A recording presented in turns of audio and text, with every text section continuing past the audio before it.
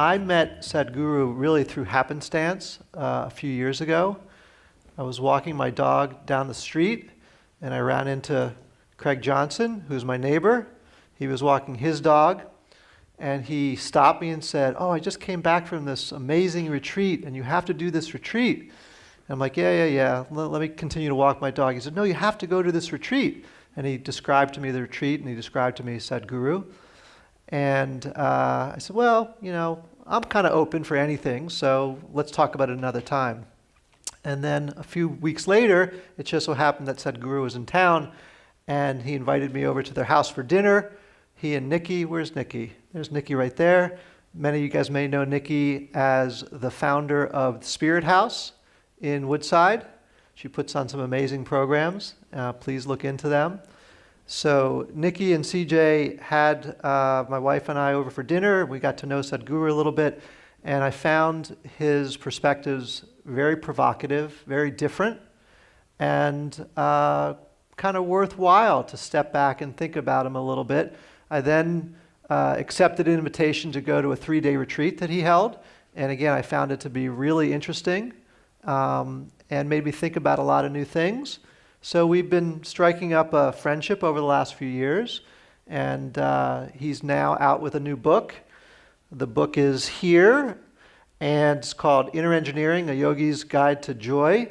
And there's actually a bunch of copies that the publisher, Random House, has donated outside. If you want to grab one, please feel free to do that, where he talks about some of his perspectives on inner engineering, a way to have better control over your mind, your body, your energy, your emotions. So the objective tonight is really just to have a conversation about the challenges and the things that our kids, our teenagers are facing. I have 3 teenagers. Most of you guys have many teenagers. And let's talk about that. I've got a handful of questions that I can pose to Sadhguru, and he'll have interesting perspectives on those. But then I really want to get you guys involved, to have you guys ask questions and start a dialogue.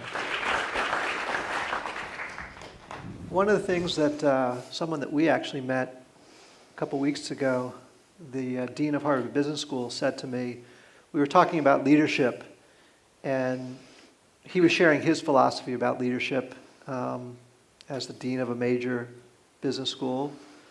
And he sort of said, for me, it's about knowing, acting, being.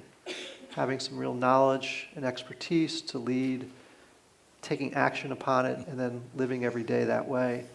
And one of the things that I think has been the most amazing about Sadhguru's journey is the actions that he has taken. You saw some of the programs up there, but maybe you can describe some of the things that you have going on in the world, because it's not just about coming and talking and meeting and philosophizing. It's actually about taking action. So maybe you can tell us some of the things that you have going on around the world and how you get them resourced.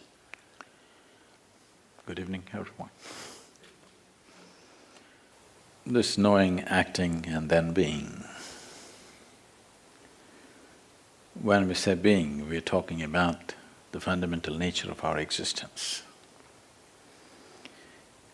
The quality of our existence will determine the quality of our perception, and the quality of our perception will determine the quality of what we know and what we do not know.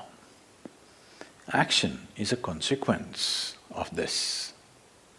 If you put it upside down, then it's like saying fruit, tree, root, soil. That's not how it works. Soil, root, tree, and then fruit. If you put it upside down, you may pull out something forcefully, but the damage is there. Today, I'm working with a whole lot of business leaders in the world, both in India and outside. I wouldn't like to generalize this, but I would say at least 60 to 70% of them, by the time they're 45, they're seriously damaged in many ways. Either they have become emotionally stifled because of their a certain type of activity, or many of them are suffering from various types of physical ailments, which is essentially, they believe, is a natural consequence of the kind of job they're doing. Because you're doing things forcefully. If you do not understand the natural order of things as to how life blossoms, if you want the fruit first before the tree, obviously it involves forceful ways of doing things. When you do forceful ways of doing things, one thing may be achieved, but the rest is damaged. Most affluent societies in the world, everywhere, not just here, are going through this. They have become affluent, but the idea, the fundamental idea of seeking affluence, either in individual life or in a society or in a nation, is because it will give us a choice fundamentally of nourishment and lifestyles. This is the reason why human beings seek affluence, so that it'll give us a whole choice of nourishment and lifestyles. Now, if you look at people's lives, these choices are not something that they're enjoying. These choices are just freaking them out. People don't know what to eat, people don't know what to do, because we have not handled the most fundamental. We want to be on the racetrack, but we don't want to build a machine for it. We just want to win. Nobody wins a race because they desire it. Who doesn't desire victory? Everybody does. But only competence wins in the end. So whether it's in a school or in a college or in a professional atmosphere, instead of tweaking our competence, we are tweaking our desire, which we call as ambition or goal-orientedness or whatever. You're tweaking your desire without tweaking your competence, or you may be tweaking your competence, but it's coming behind the desire. No, you must just tweak your competence.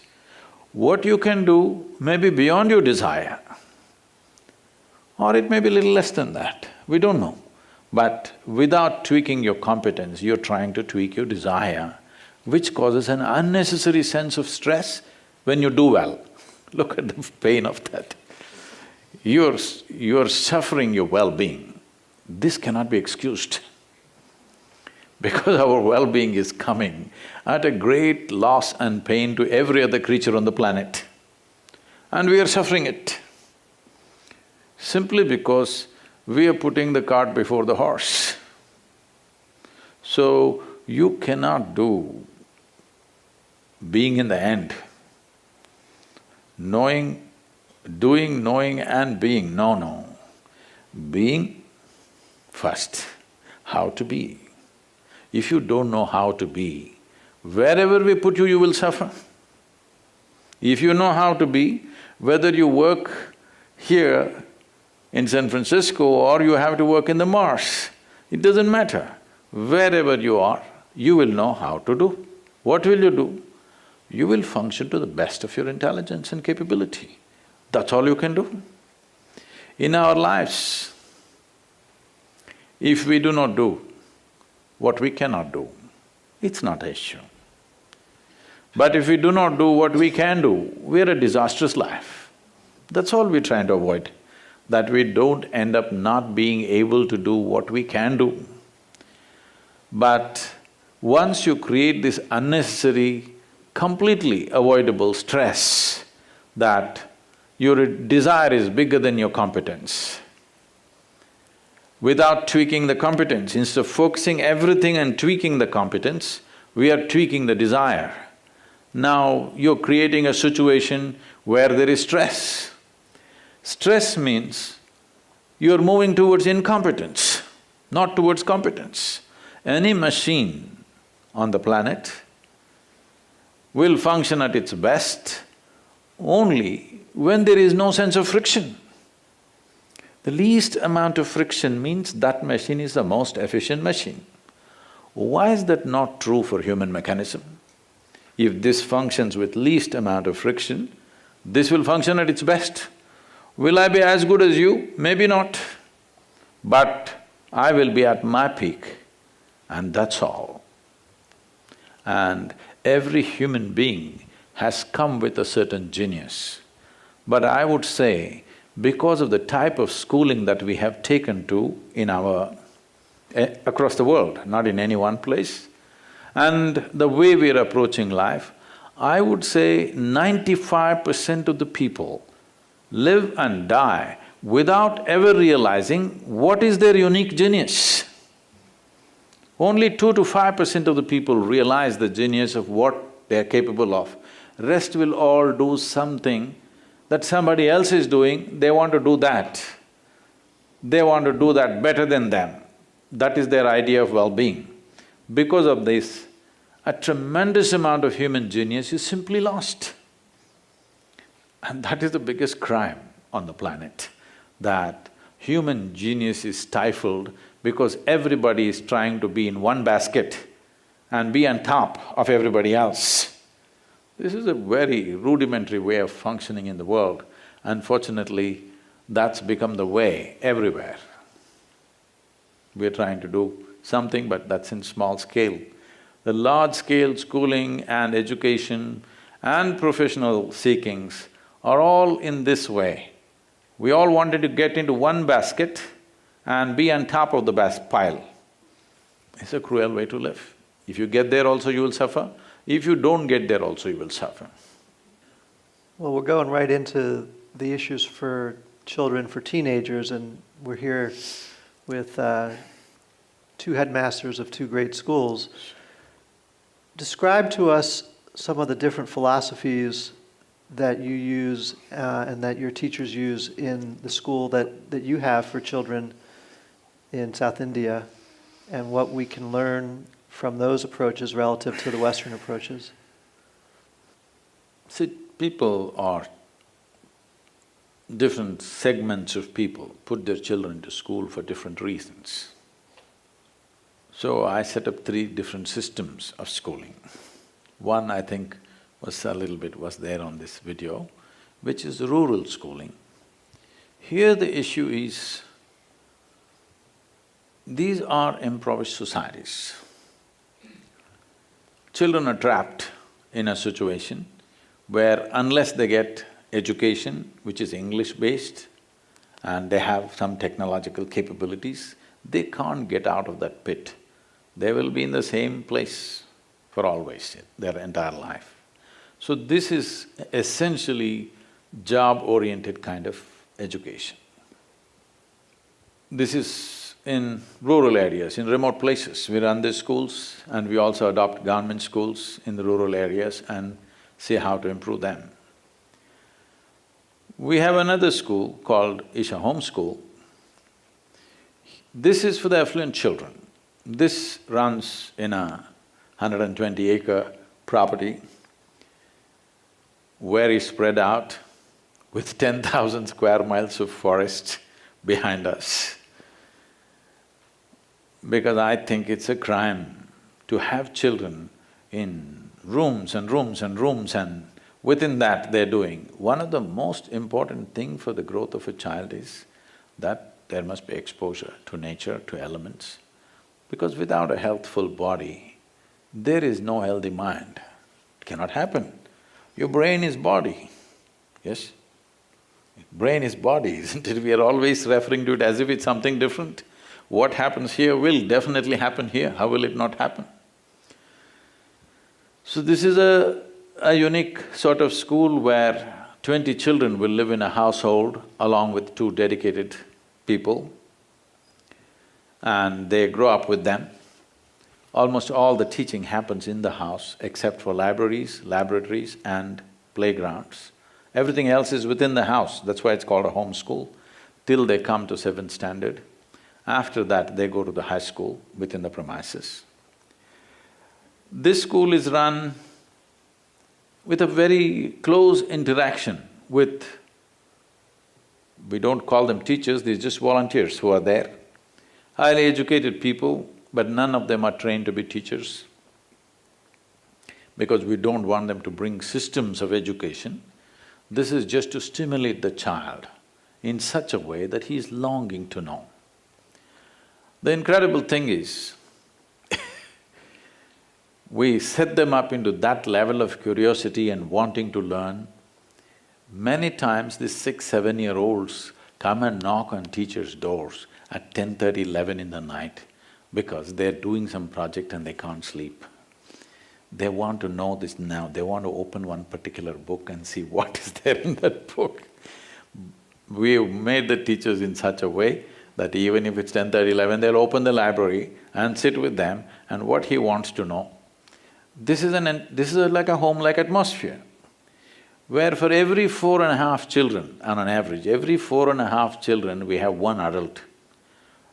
Here there are no rigid rules, but everything is managed without saying anything. For example, there is no holidays in the school.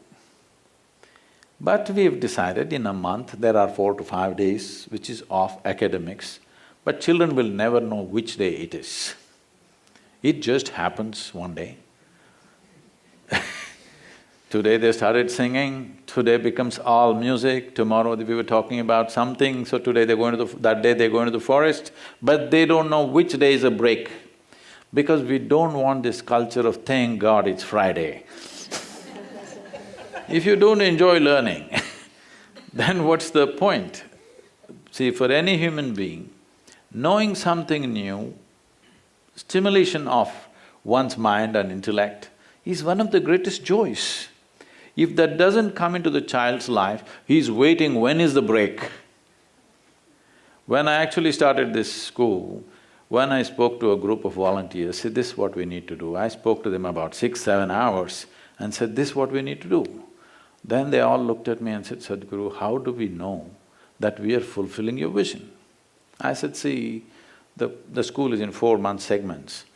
So, after the 4 months are over, when children have to go home,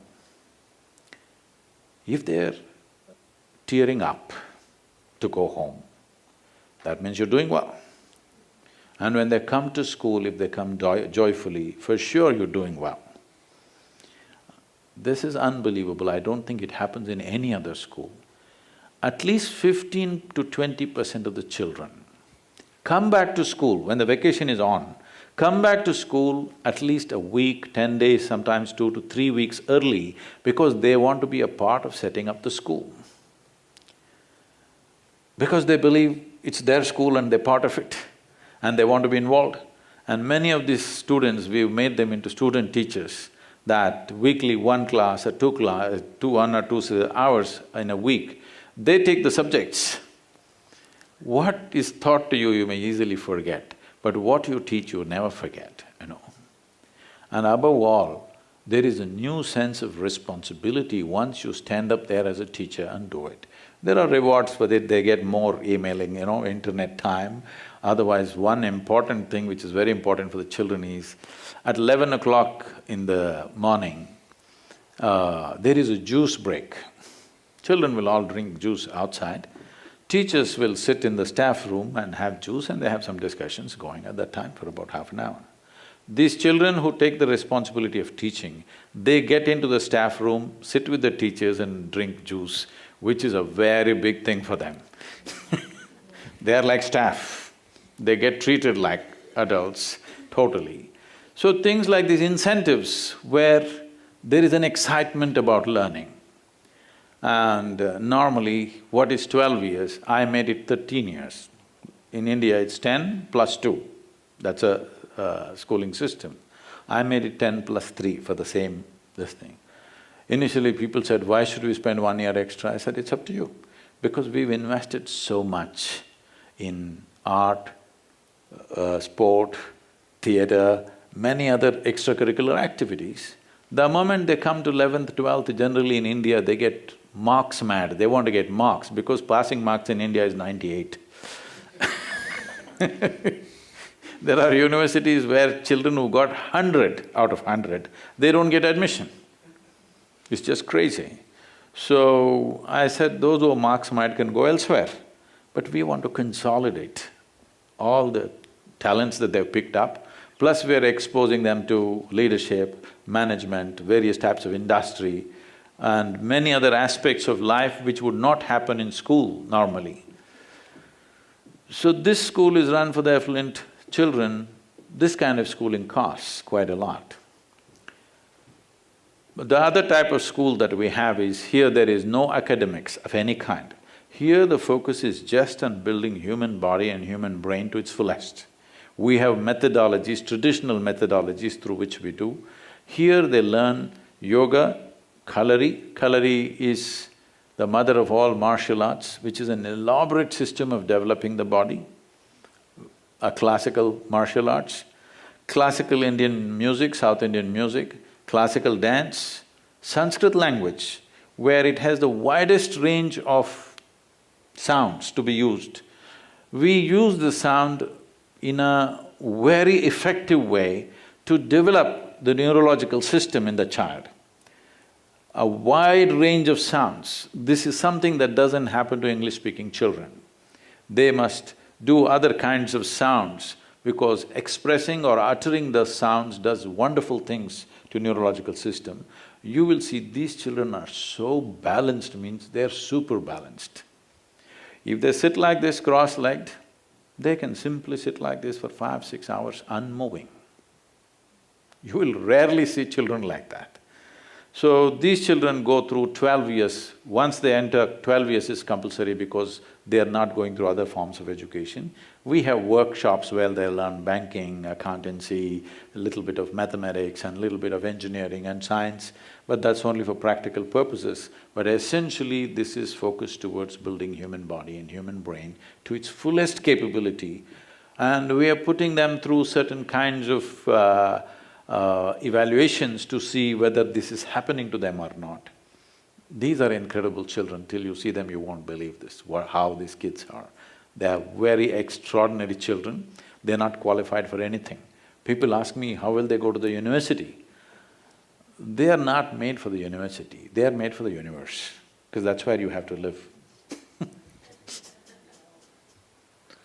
So here in Silicon Valley, I think some of the things that we see with our children and some of the things that we hopefully want to help them work on and improve on their own, issues like fear of failure, even though they're incredibly bright, capable young children, fear of letting their parents down,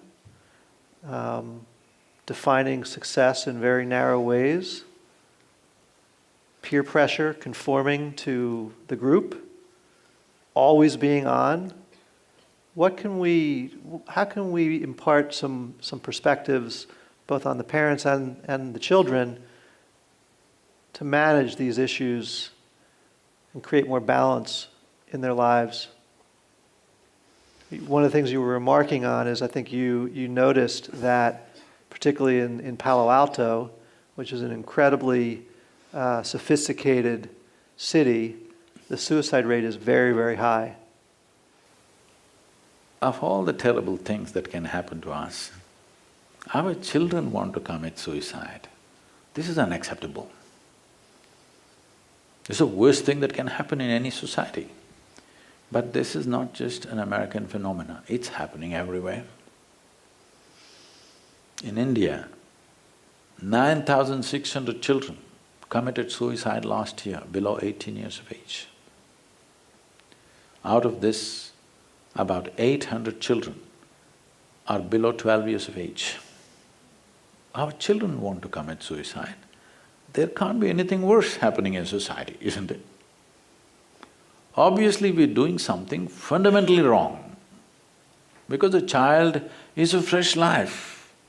A child is a manifestation of exuberance of life.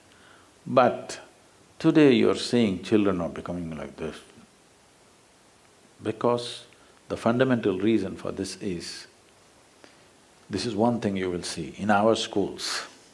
Children are exuberant and joyful. This is most important for me. This is important for every human being, not just for children. We have become like this because we are exercising only one dimension of our intelligence, which is called the intellect. Intellect means your intellect is useful only if it is sharp. You agree with me? Hello? You are becoming so serious. I'm talking about exuberance. Your intellect is useful to you only if it's sharp. The nature of the intellect is such, anything you give your intellect, whatever you give to your intellect, the only way it can know something is by dissecting it. If you give this flower to a scientist, first thing he will do is he will pull it apart to see what is inside. If I want to know you, Jonathan, should I pull you apart? Is there a way to know life, I'm asking? Because this is what the intellect can do. We are just banking on human intellect too much, we are too enamored by our own intellect. Intellect means it has to function logically. Once you're intellectually on, you cannot accept anything which is not logical, yes? Logic means there has to be two. Two were created by your intellect. What is one big life? We make it into two. Everything we go on dividing, and we fragment the universe into millions of pieces in our mind. And we store all these pieces and hope they will all fall together. They will never fall together, because whatever falls, falls in the sharpness of your intellect and further slices. You're talking about being really smart. If you're really smart, you must know how to keep yourself well, isn't it? Hello? Yes. I'm really smart but I'm screwed up, what is the point, I'm saying? What is the point of this? If I'm really smart, I must know how to keep myself in my best possible way. This has not happened because our education systems, in their fundamental concept, do not allow other dimensions of intelligence to function. We recognize in the yogic sciences, when we say human mind, in yoga we say there are 16 parts to your mind. These 16 parts can be categorized as fundamentally 4 parts. First is the intellect, which is called as the buddhi in the local languages. The next is called ahankara, the identity. Your intellect always functions around your identity. Whatever you're identified with, your intellect functions around that. It may be your individuality, it may be your family, it may be your community, it may be your race, religion, nationality, but it functions around that. You will live for it and you'll die for it. Whatever you identify with, that is what it will try to protect, because intellect is essentially a survival tool. Without intellect, you cannot survive. Right now, we are using intellect as a way of acquiring knowledge. We are using intellect to enhance our life. It will not work like that. Intellect is a fantastic survival tool. If your intellect is sharp, you'll survive well. But survival will never satisfy a human being. And for these children who are in this kind of schools, survival is not even an issue. So they don't know what the hell they're doing with themselves. Raising the bar of survival, that's all that's happening. We are going on raising the bar of survival. Though you're doing very well, your stomach is full, you're eating and sleeping well, you feel like you're being oppressed because you have raised the bar of survival to an unrealistic place. Survival is taken care of, isn't it? Hello? So you should never feel threatened about that. It's only about doing something more. But that will not come through intellect, because intellect will only think of survival, because it is a survival tool. Now we are trying to put the world together with our intellect. This is like… intellect is like a knife. You are using a knife to stitch. You know, you will tear more and more. You will see the more intellectual people get, they look smarter in a society, but if you just look at them as a life, they're just stupid. They don't know simplest things of their life. They're smart compared to somebody else, because they're able to do something that somebody cannot do. But how they are within themselves, they can't sit in one place peacefully. This means you obviously don't know how to handle your intelligence. The only problem with most human beings is, people do not know how to handle their own intelligence. Well, they have exotic names for this. They call it stress, they call it anxiety, they call it depression and many varieties of depression and madness and whatever. But fundamentally, you don't know how to handle your own intelligence. If you do not know how to handle the most vital aspect of who you are, which is your intelligence, which sets you apart from every other creature on this planet, it's a disastrous life. How can this be a smart life, I'm asking? If you are smart, you know how to handle your vital assets. One of the greatest assets that we have as human beings is, we have a cerebral capability that no other creature has. But we have not taken charge of it. It works against us.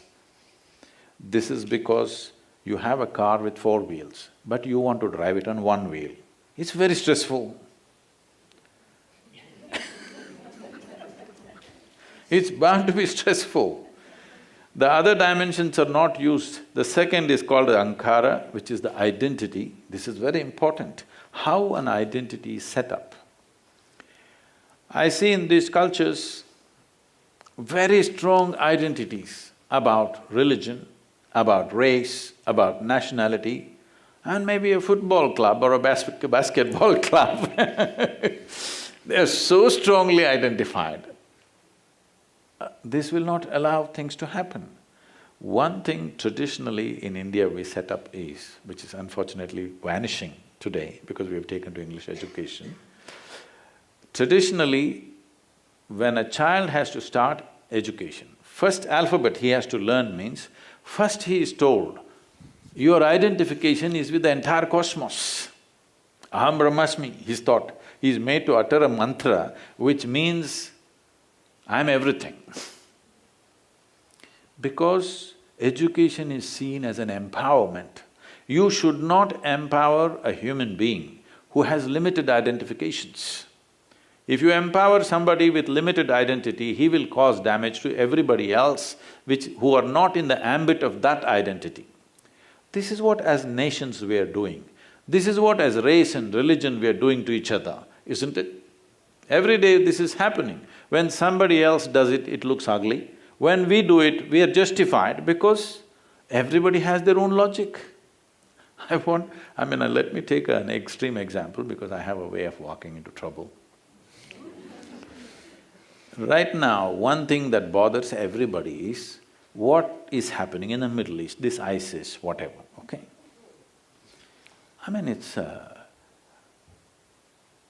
Most horrendous things are happening. But people who are perpetrating this believe they are doing the best thing. They're doing God's work. And they believe it 100%. They are not crooked people, believe me. They believe it 100%. Because a man who is willing to die for it, at least you must trust this, isn't it?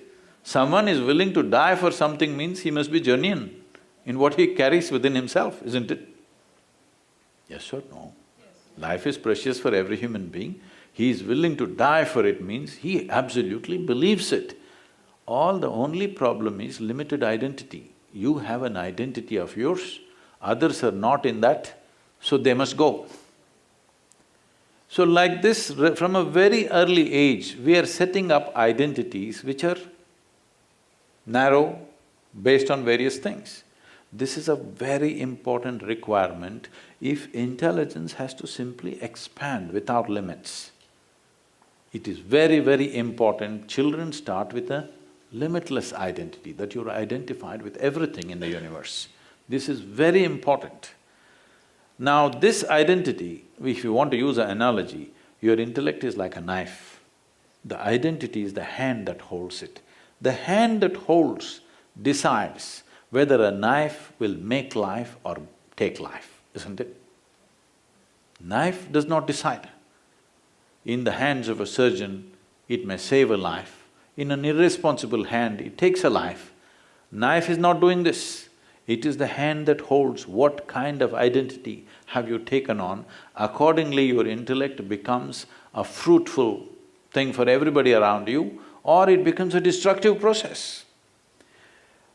Intellect is a useless instrument unless it's fed with some data. If there is no data, if you wipe out all your memory, suddenly you look like a dumb person, though you have a sharp intellect. because intellect cannot function without data. So the third dimension of the mind is called as manas, which is a huge silo of memory. We identify 8 different forms of memory. The first form of memory is called as elemental memory, atomic memory, evolutionary memory, karmic memory. In that there are 2 varieties. One is a silo of memory, another is an active memory, which is called as sanchita and prarabdha. And sensory memory, inarticulate memory and articulate memory. What you're experiencing as conscious memory is the articulate memory. It is not even 1% of the memory that you carry. When I say not even 1% of the memory that you carry, you definitely do not remember how 10 generations ago your great-great-great-great-great-grandfather looked like, but his nose is sitting on your face. Because your body remembers every bit of it. Yes or no? There is a genetic memory here which remembers. Similarly, there's an evolutionary memory, atomic memory, everything. Everything from the beginning of creation to now, in some way is there. That is why this body is able to take this form and retain this form. Essentially, every form and every particular specific activity what we're calling as genetics, what is passing on from one generation to another generation is just a certain module of memory, isn't it? Memory is a possibility and it is also a boundary. Memory means accumulated information. Today, in the technology world, memory does not mean here, it's in the computer, in so many places. Memory means accumulated information. Accumulated information means a limited possibility. So the 4th dimension of intelligence is referred to as chitta. This is a dimension of intelligence unsullied by memory. There is not an iota of memory in this. This is the intelligence which is the basis of your making. That is, today, if you eat an apple, there is an intelligence here which turns an apple into a human being. If you eat a fish into this, it will turn into a human being, because there is an intelligence here which can do this miraculous job. If a drop of this intelligence, if you touch your chitta, suddenly your experience of life will become an ever-expanding process. Suddenly, your genius will flower in such a way. Every human being might have touched this dimension of intelligence at some point or other unconsciously. But the important thing is you're consciously able to bring forth, this must come into our children. If we are interested that the next generation should be way better than who we are, it's important that they touch a dimension of intelligence that we did not access. Otherwise, in many ways, we have not done what we are supposed to do, because one of the fundamental purposes why we are here is the next generation should be able to do what we could not do. They must be able to do what we did not even dare to imagine. Not in terms of doing freaky things, but in terms of doing something well beyond our capacity to do things, isn't it? That can only happen if we touch this dimension of intelligence, otherwise intellect is a trap. Intellect is good for survival because it only goes from the accumulated memory, beyond that it cannot expand. Here and there, every human being might have touched this dimension of intelligence, but are we creating a system through which we can constantly access this? That's a big question. Only then human genius will flower. Only then you will see education becomes an empowerment, not an enslavement to some kind of desire, not an… There's a beautiful thing. There was a gypsy man. He's scolding his son, "You fool, if you don't learn some magic and jugglery and do what I tell you, I'm going to put you into school, make you into an educated man, you will suffer with endless want."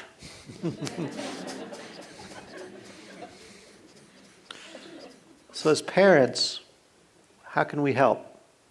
How can we help our teenage kids? I don't think you should try to help your children. You must help yourself, because children don't listen to what you say. Really? They don't. Jake, where are you? If they're listening, they become old when they're young. They should not listen, but they pay attention to who you are. If you do not transform your life, don't expect them to transform. They may get transformed by looking at somebody else, but not by looking at you. Unless you transform, it's very, very important. People think they can give sermons and change a child's life. That'll not happen, because they're paying attention to who you are. They're not listening to what you say. So if once a child comes into our lives, it's very important that we start straightening ourselves out. Very important. Because somebody is looking up to you. When somebody is looking up to you, once you have this privilege that somebody is looking up to you, you must conduct yourself in a certain way. This is something we must understand. No, I'm like this only, but I want to fix my child. It doesn't work like that. I must tell you something about this. I brought up my girl. From the age of 4.5 months, as an infant, she traveled with me alone in the car, okay? I'm a nomad. I'm driving all over the place in India. And she traveled with me. I just strapped her to the seat. I kept one hand here and simply drove across India. Every day I'm in a different home, people are wonderful to me, but the child is always in different places. One problem with all the adults is, they're very interested in teaching. Everybody around wants to teach a child something that's not worked in their life. When I say it's not worked in their life, when they were 5, 6 years of age, how exuberant and joyful they were. Unfortunately, whatever they learned has made them like this. That means it's not worked. See, with age, physical agility may go. Your aliveness need not go, isn't it? Yes? Whether you're 30 or 40 or 50 or 80 or 100, your aliveness should not become less. If your aliveness is becoming less, it means you're committing suicide in installments. Maybe the next generation will want to go a little faster than you. Yes, because they're seeing… See, I want you to understand the child's eyes. He doesn't have the information that you have. Let us say, not even your teenage boys and girls, they may not even be looking at you. They have other interests. I'm saying 1, 2-year-old children, just out of infancy, they're looking at you, they grasp things that you don't imagine possible, believe me. They're grasping things about you that you have not imagined possible. Only thing is, they may not be storing this in their articulate memory, that they can actually know that this is what it is, but they know it by experience. They are seeing adults are committing suicide in installments. Slowly they're becoming less and less alive, as if they're practicing to go to their grave. Grave faces they're carrying everywhere. This must change.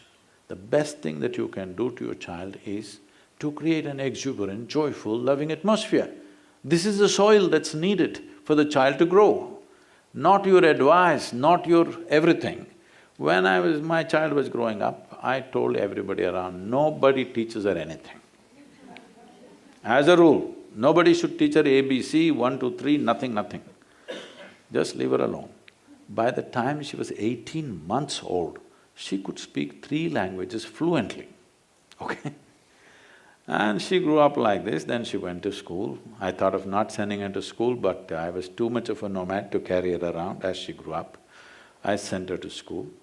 She was 13 years of age, she was disturbed about something that happened in the school. She came to me and then she said, "You're teaching everybody so many things, you're not telling me anything." I said, "Well, I am not given to teaching anything unsolicited. Okay, now you have come, let's see." I said, "This is all you have to know. No other teaching needed for you, this is all you need to know. Never look up to anybody. Never look down on anybody, that's all. There is no authority to look up to, There is nothing to look down upon. This is not simple, as simple as it sounds, because the moment you think this is great, you look up to it. The moment you think, this is nothing, you look down on it. No, you don't make the judgment, you simply look at everything just the way it is. If you see everything just the way it is, believe me, your children will navigate their life extremely well, because they're seeing everything just the way it is.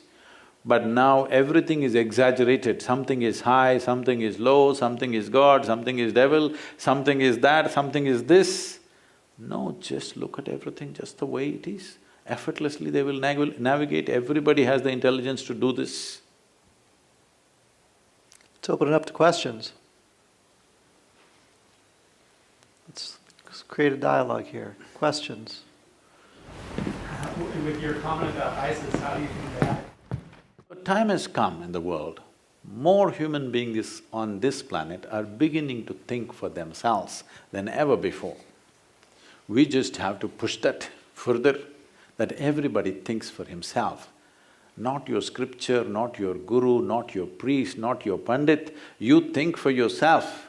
Once you think for yourself, questions will arise.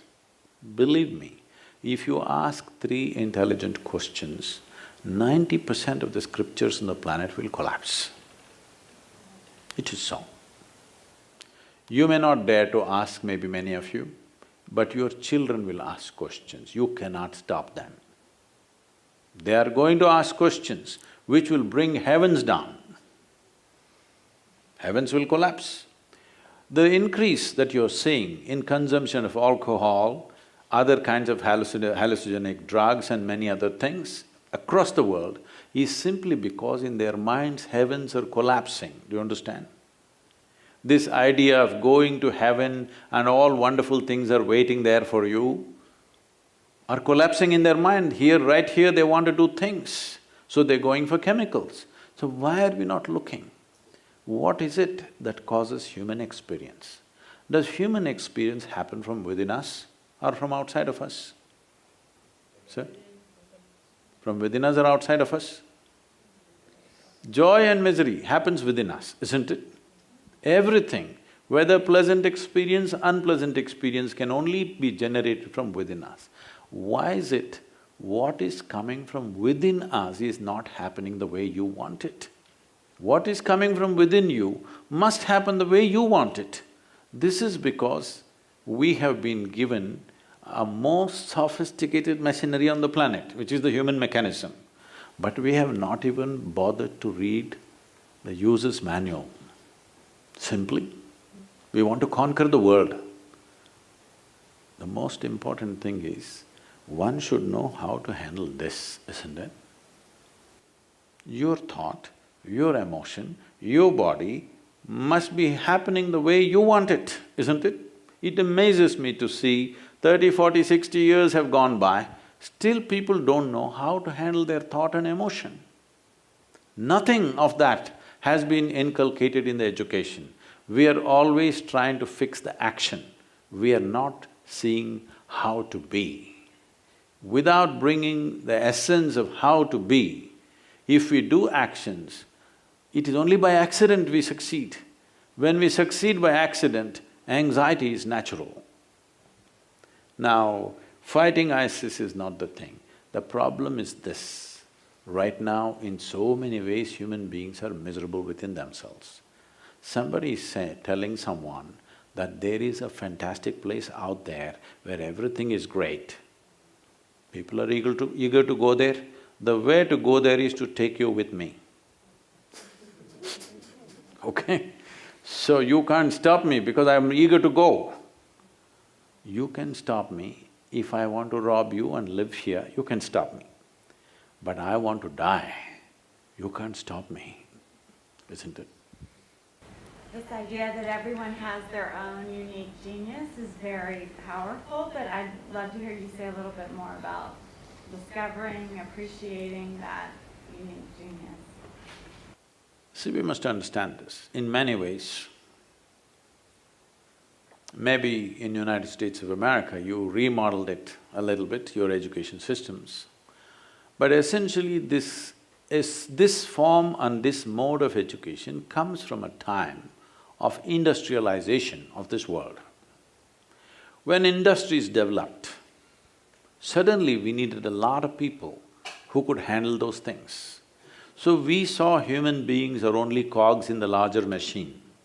We did not see human beings as human beings, at least this education system doesn't see. We want to produce people who will fit into that big economic engine that's going on. Then you will only produce nuts and bolts. If human genius flowers, your design may not work because human genius may function in so many ways, not necessarily the way you want to fit them into some machine. If we want to make it happen to the entire world is still a dream, okay? But to at least your children, it's possible because your children need not fight for survival by the time they're 20. Yes?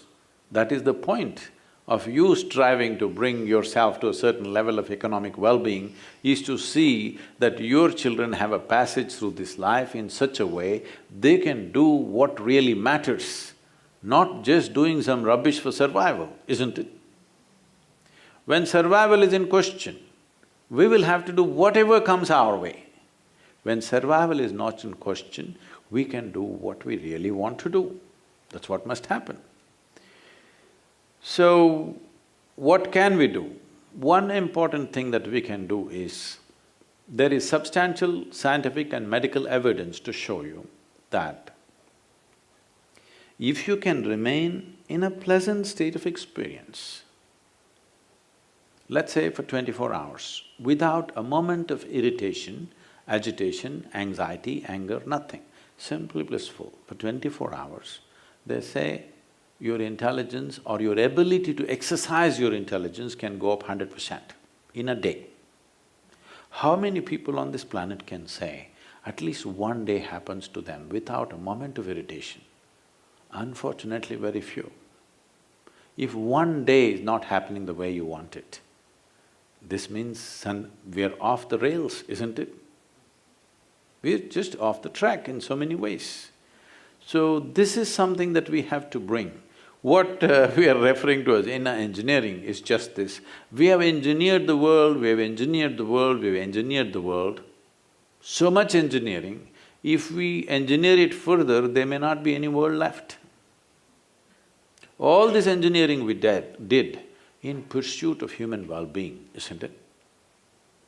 Definitely it's brought us comforts and conveniences that nobody had ever imagined, no question about it.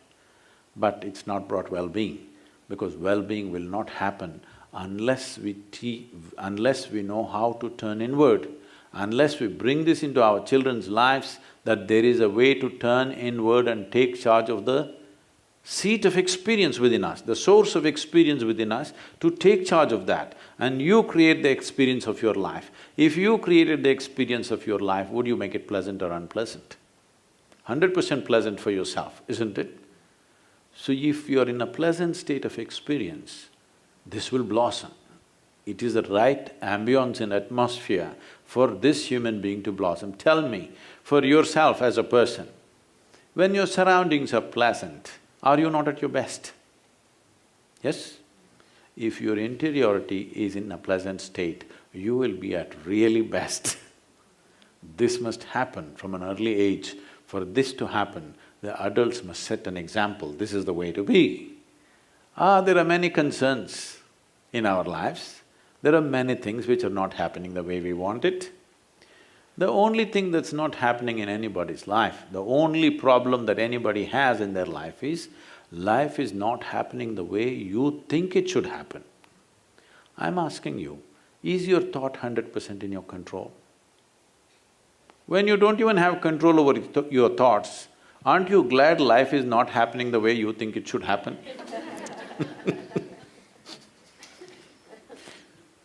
It's very, very important we take charge of the basis of our experience. This must come into the society as a whole. If it doesn't come into the society right now, at least it must come into your family. It's very important. Once you take this responsibility, this tremendous responsibility of generating another life, fresh life, you must fix yourself.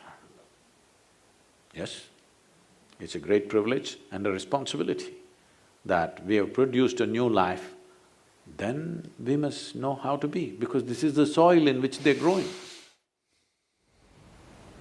Sir? Yeah, I'd like to make a comment.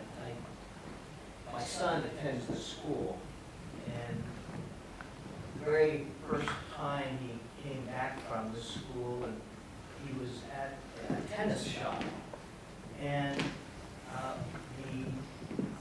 the tennis guy was fixing his racket and asked him what school he was attending. He told him he attended Federal School, and he said, "Well, how do you like your school?" And he said, "I love them." And I never heard him say that he loved a school before. And this was in the early going of his tenure here as a sixth grader. And I just would like to piggyback on your goal for an exuberant educational experience. And I would hope that as a primary goal, we would take away from this session that children can love school, they can love school. And if we work together to provide an environment that tickles them in all the different ways, including academic challenge, they can love school.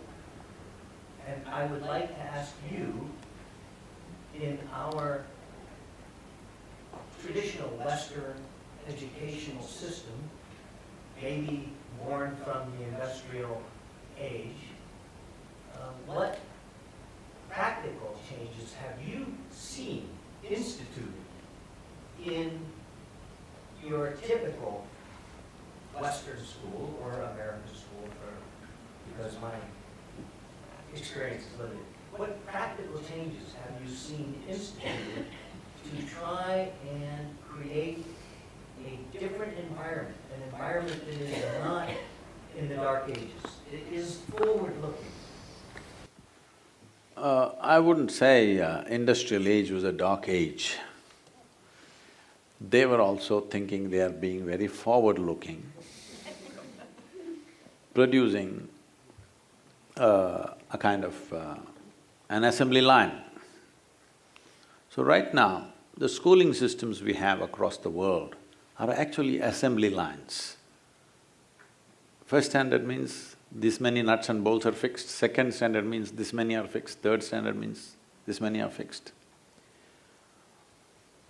We, to some extent, we have done this, that age groups are mixed. Up to 3 years of bandwidth, they're together, which makes a lot of difference. This used to happen at homes when there were 5, 6 siblings. There was an entire learning process happening, which is not, can't be quantified like this, but just being with your brothers and sisters of different age groups, it did a wonderful thing for the child coming up. But that's missing now, you already grouped up in your own way. It is every class is a nation by itself. You must see the level of barriers that come up in this. This is one aspect. Another aspect of this is to break this sense of being like an assembly line. It's important that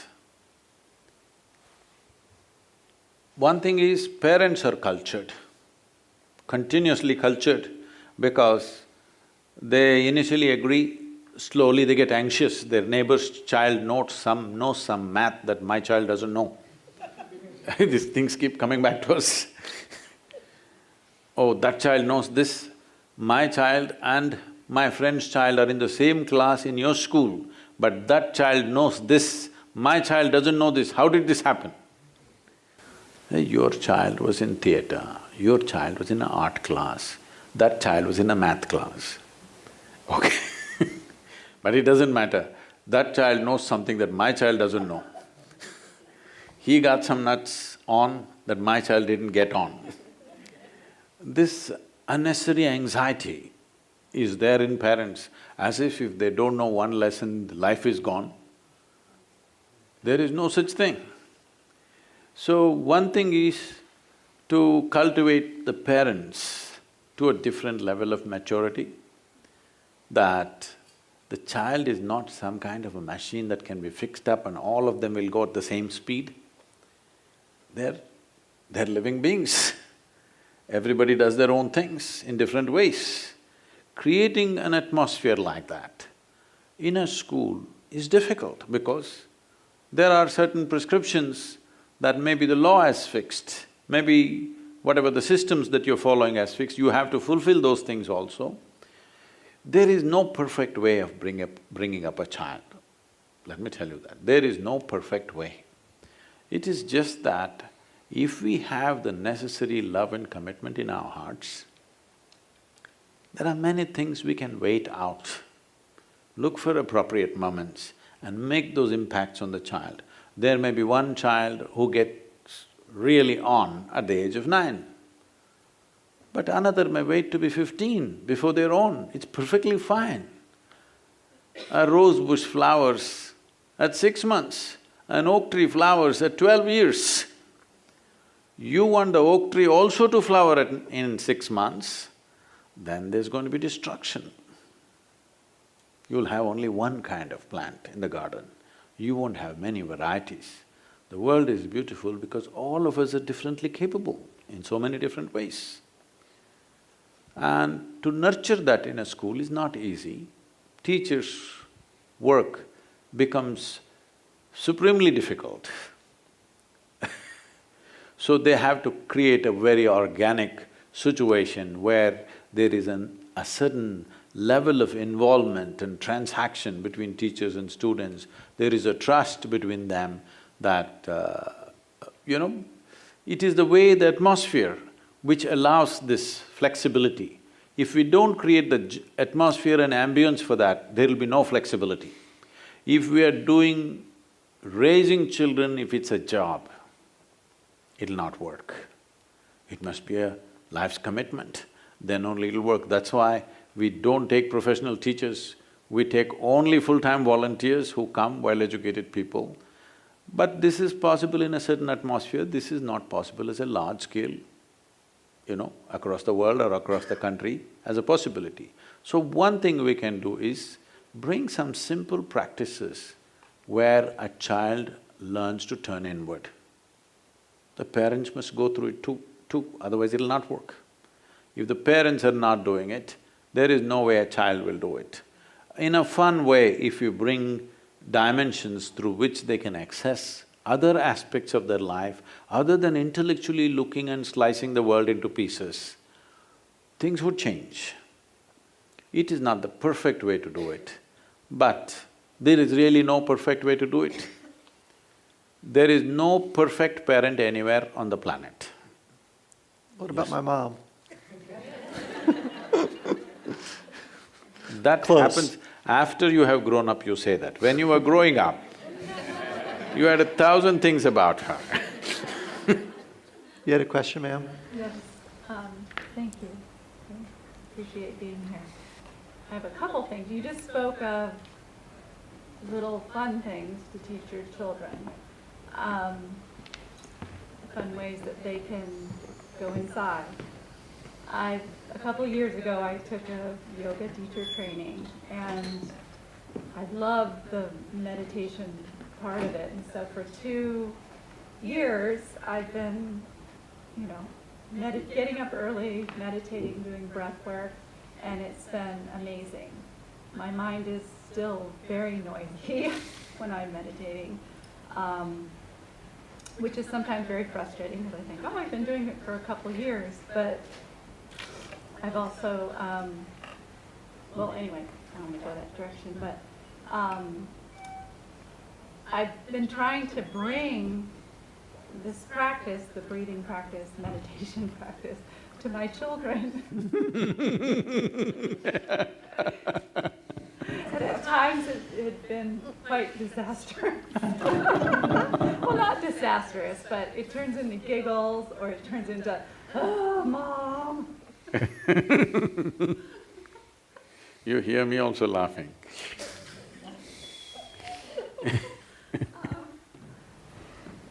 Could you expound on what you just meant a minute ago by things we could do? As I said earlier, children don't listen to you. They're watching you. They're paying attention. And as you admitted, it's not worked for you. What's not worked for you, why should she inherit?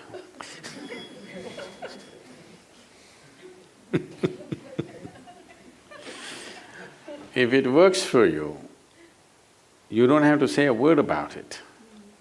You don't have to say a word if you truly become meditative. First of all, let's understand this. This is for you, not for the girl. Meditation is not an act that you get up in the morning and do. Meditation is a certain quality. You can become meditation, but you can't do meditation. If you cultivate your body, if you cultivate your mind, your emotion, your energy to a certain level of maturity, the fragrance of meditation is around you.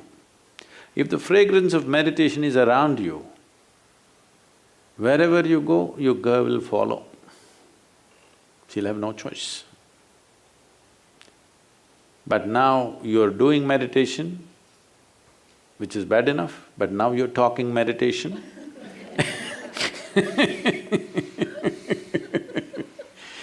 which will put up resistance. And the more you insist, the further away from meditation she will go. And many parents who insisted on certain things very strongly, those children will avoid those things their entire life. Let it not happen that way, because every human being should know the fragrance of being meditative. This does not mean everybody has to sit with their eyes closed, not necessary, because it's a quality. This quality, if it is there with you, then life is beautiful. Everybody must know this. But does it mean to say everybody has to sit down like this or twist themselves or turn themselves in the form of yoga? Not necessary. So cultivating the body, it's just like growing flowers in your garden. You want flowers in your garden, you don't have to think flowers or talk flowers. You just have to think soil, manure, water, sunlight, which look like nothing like flowers. But if you take care of those things, flowers will happen as a consequence. So meditativeness is a consequence. This is the whole problem with a goal-oriented society. You want the fruit, not interested in the tree. Now our children are growing up thinking fruits come from a supermarket. Many have forgotten the fruits come from trees. They think it comes from the marketplace. Because we have become goal-oriented. In yoga, we say like this, if you become goal-oriented, this means your one eye is on the goal. If your one eye is on the goal, you have only one eye to find your way, it's very inefficient. If you use both your eyes to find your way, depending upon how much strength you have, that far you will go. This has to shift. This is why I'm saying we're tweaking the desire. What should be at the end of my life, we're already desiring.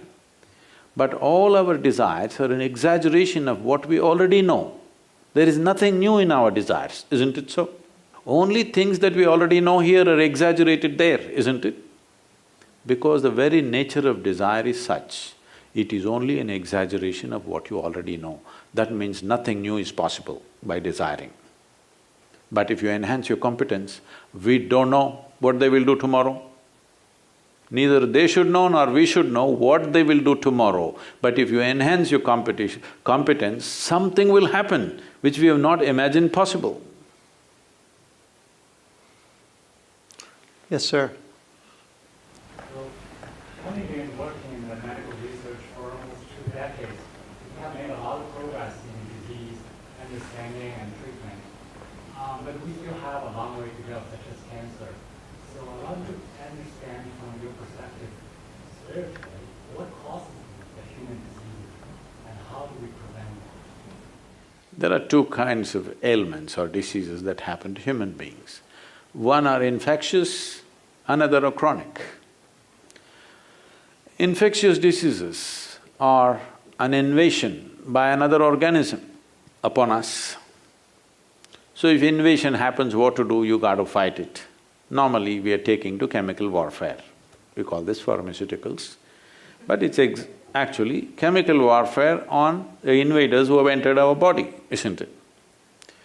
That's fine.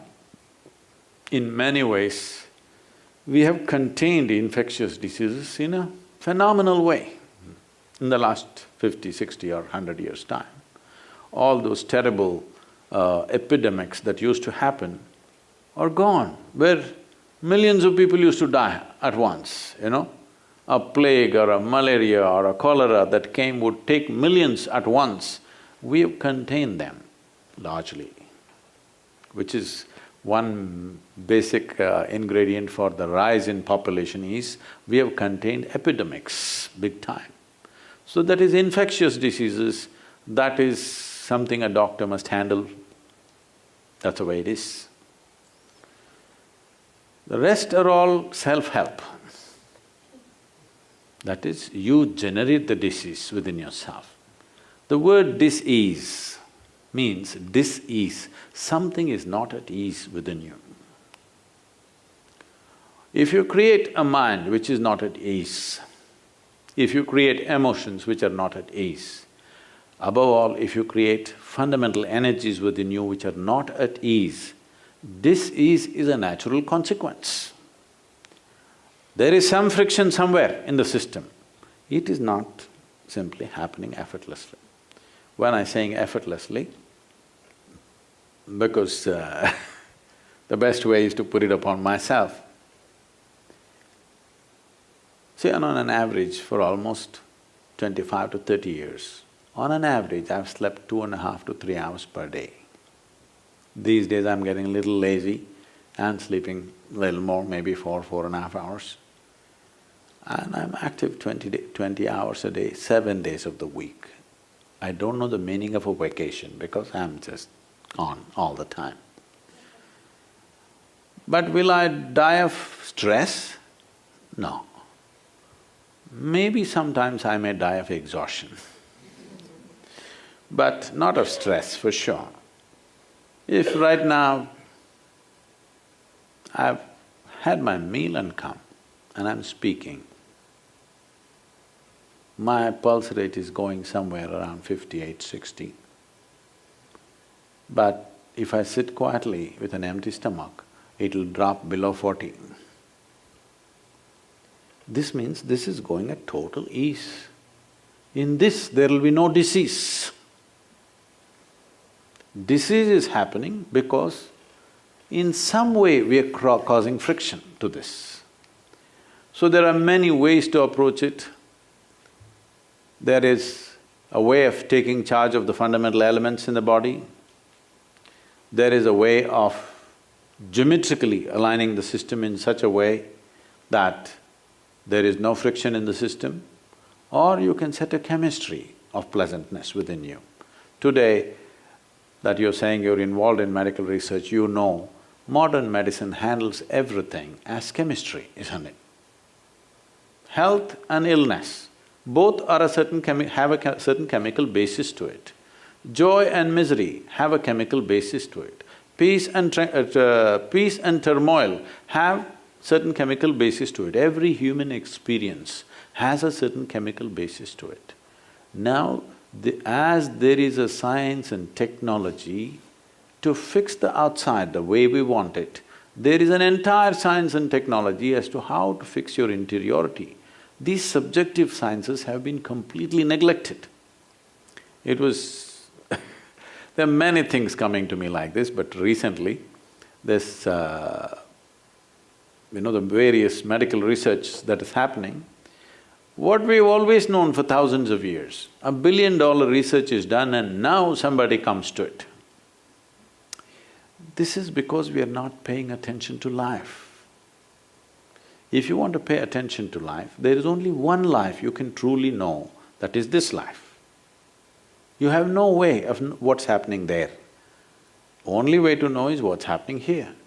If there are ways and means in our lives to pay attention to this one, not superficial mirror-like attention, but an internal attention that you are able to turn inward and pay attention to yourself, then you will see what's wrong and you will simply fix it, because after all, the disease is caused by you. Today we know, recent research is saying that the cancer that you're talking about, which is taking so many lives today, is essentially your immune system not functioning the way it should. We must look at it. Why are we destroying our immune system? In the most affluent nation on the planet, you ask her, Jonathan's mother, when she was growing up, whether she or any of her friends had allergy to anything? Even then? They had allergies like today? Not like today. Today they have allergy to just about everything. People have allergy to sunlight. How do you live on this planet, I'm saying? Sunlight is the basic source of energy for us. People have allergy to sunlight. This is happening because we are not creating the kind of atmosphere that we need to nurture this life. One important thing that you need to do with your children is, till they become 21 years of age, instead of taking them to Vegas, which seems to be fun, you must take them out into nature as much as possible, into the mountains, into the ocean, on the rivers, whatever this country has enough to offer. You must expose them to nature as much as possible, being in touch with the elements of nature. Very, very important. We have a yogic hospital in southern India. One of the major treatments is, I make them work in the garden barefoot. You will see, half their ailments will go just working in the garden. Work gets done and they get healthy. One last question. Yes, ma'am. This question is kind of for the handful of teenagers that are in this room. They're under a lot of pressure academically and socially. So I was wondering if you could speak just to them and, talk to them, and without leaving us alone, because like, it takes so long for me to work on myself. If we could just work on them.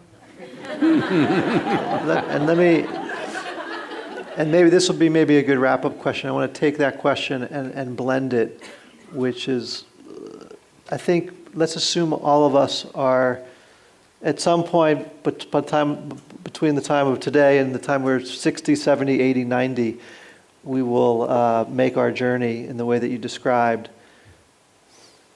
For the children, I think the thing that is most difficult for them is how to reconcile and how to balance all the things that you mentioned with their day-to-day need to, their desire and their feeling that they still need to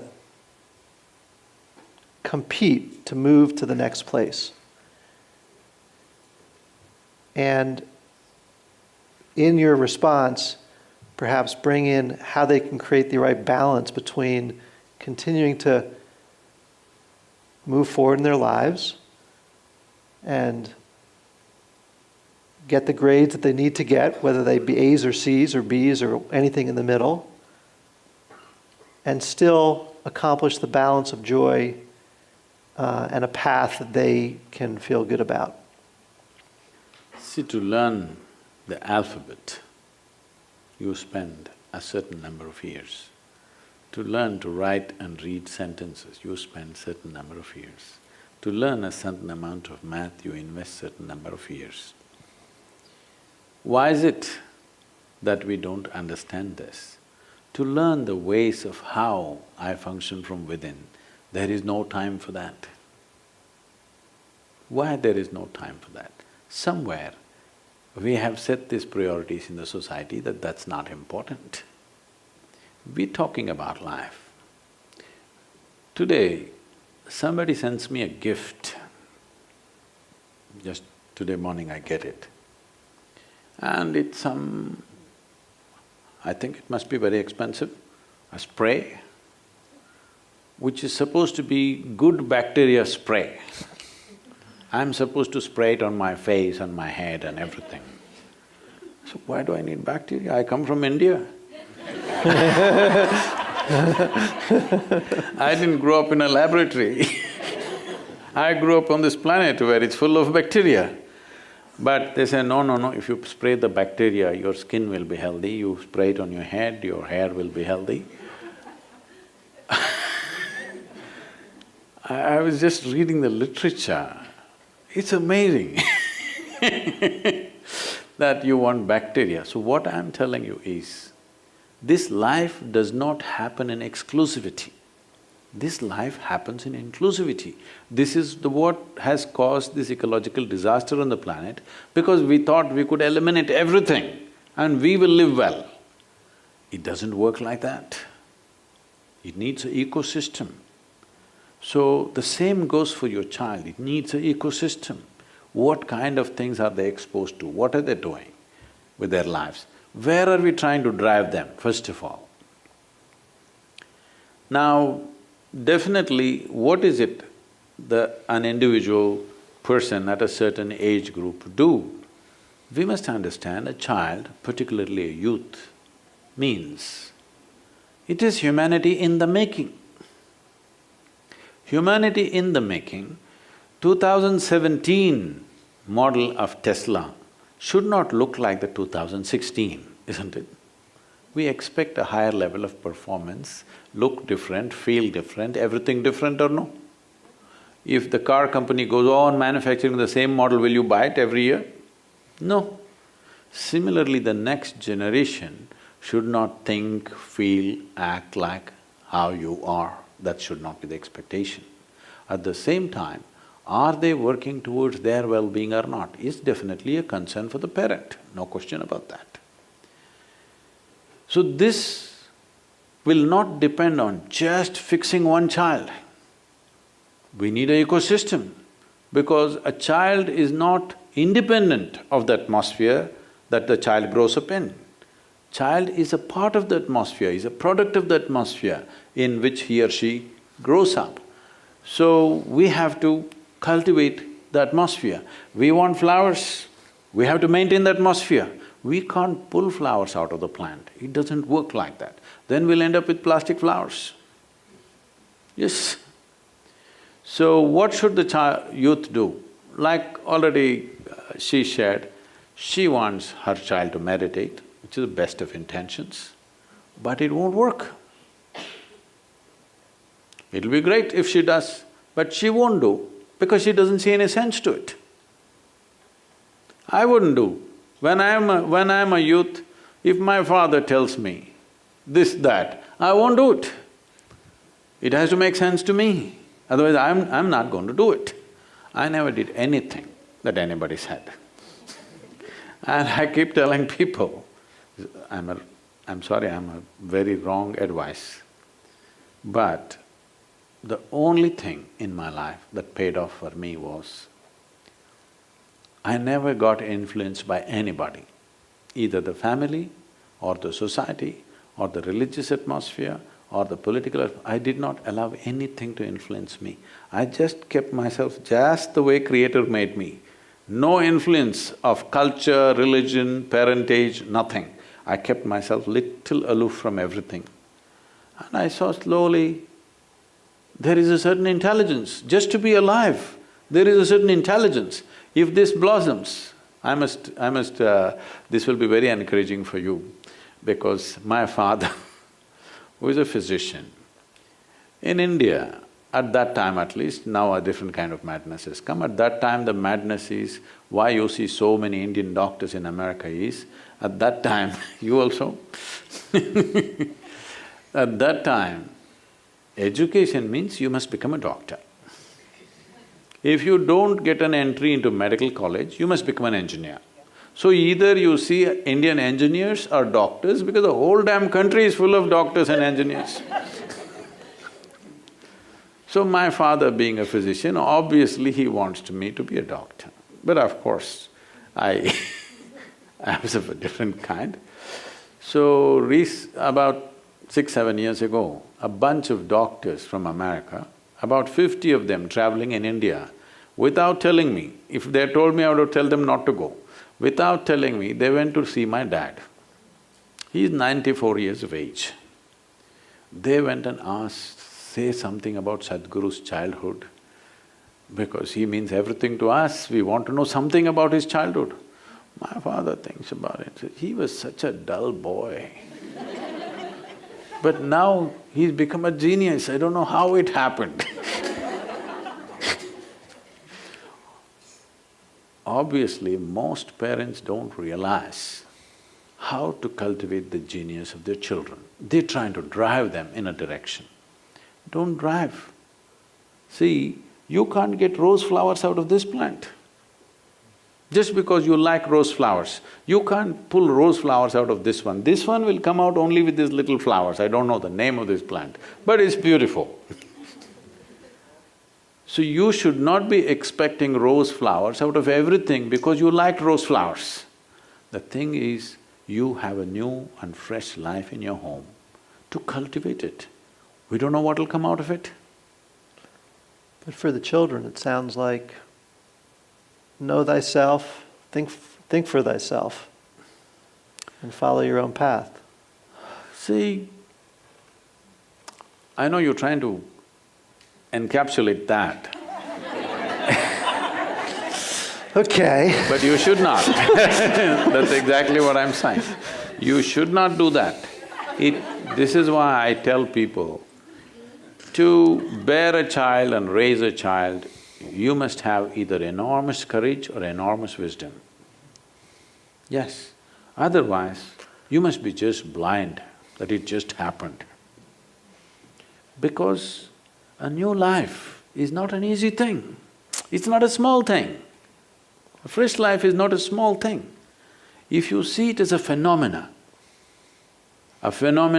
which blossomed in your body, come out and it's growing, if you see it with wonder that it's a great phenomena, out of 2 cells, life is happening in front of you like this, taking shape. If you watch it with utter wonder and create an atmosphere, your child will grow into something beautiful, but may not be a rose flower that you expected. They need not become what you expect, because your expectations are coming from the graveyard of the past. They belong to the future. And children, I'm sorry, children are here for me to say this. Children don't belong to you, they don't come from you, they only come through you. It's a privilege that we must appreciate and enjoy, rather than thinking it's a right or you determine where they should go and what they should do. No, as long as they are working towards their well-being, that they are not doing something negative against their own life, as long as that is not there, you must wait. You must be for the entire… till the child becomes 21, you must feel like you're still pregnant. Just wait. When the child was inside, you did nothing, right? Just nourished yourself well and waited, just like that. Provide the atmosphere and wait. So our hope tonight was just to expose you to some of the things that we talked about. As I said, for me, there's been some provocative things that Sadhguru has introduced into my thinking, and hopefully we can take some of the things here and build them into our educational system. I know that both at Sacred Heart and at Menlo, there's a lot of really… I'd like to say one thing for the school. Yeah. Within the school, something should be brought in, which is about the inner nature of the child. Please do this, I'm telling you, it'll pay off in a big way. It cannot be done compulsorily, but they must be cultivated towards that every child spends a certain amount of time turning inward, because this will pay off in a huge way in development of the child, in the development of their intelligence, and even their academics, I'm telling you. I must tell you this, when we first started this Isha homeschool, after 3 months after the school began, I went there for the morning assembly. All 6, 7-year-old kids, they're all sitting like this. I said, why are they like broken tops? What's happened to them? And I just started a simple thing right there. 12 minutes, just uttering certain sounds, 7 notes of the musical system, just uttering them with a certain balance. Believe me, within a month's time, they're all sitting like this, straight and proper. Just uttering sounds for 12 minutes. Like this we can, if you want, we can work with you and create a system that invests about 20 to 30 minutes a day for the inner well-being of the child. This will pay off in a big way on all levels of the child's development. Thanks everyone for your time tonight.